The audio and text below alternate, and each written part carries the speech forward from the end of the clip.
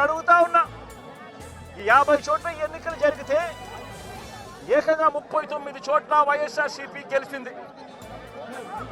నేను అడుగుతా ఉన్నా ఇదే పెద్ద మంచి చంద్రబాబు నాయుడు గారిని, ఈ 57 చోట్లైనా కూడా చంద్రబాబు నాయుడు గారికి బలం లేదు. గెలిచిన వాళ్ళంతా వైఎస్ఆర్సీపీ సభ్యులు, వైఎస్ఆర్సీపీ బీఫామ్ మీద గెలిచిన సభ్యులు, వైఎస్ఆర్సీపీ టికెట్ మీద గెలిచిన సభ్యులు, వైఎస్ఆర్సీపీ ఫ్యాన్ గుర్తు మీద గెలిచిన సభ్యులు.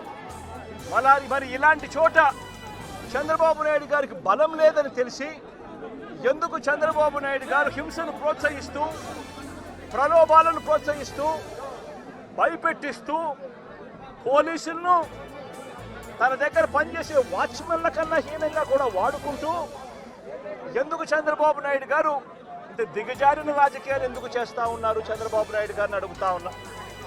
ముఖ్యమంత్రి స్థానంలో ఉన్న వ్యక్తి ఏమవుతుందండి ఒక చోట ఎంపీపీ పదవి పోతే, ఏమవుతుందండి ఒక చోట జడ్పీ చైర్మన్ పదవి పోతే, ఏమవుతుందండి ఒక చోట ఉప సర్పంచ్ పదవి పోతే. నేను అడుగుతా ఉన్నా ఇదే పెద్ద మనిషి చంద్రబాబు నాయుడు గారికి.